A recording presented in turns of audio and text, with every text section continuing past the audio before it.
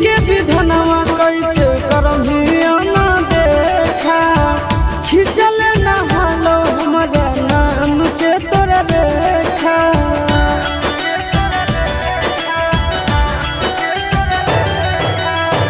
विधि के विधनवा कैसे करभिया ना देखा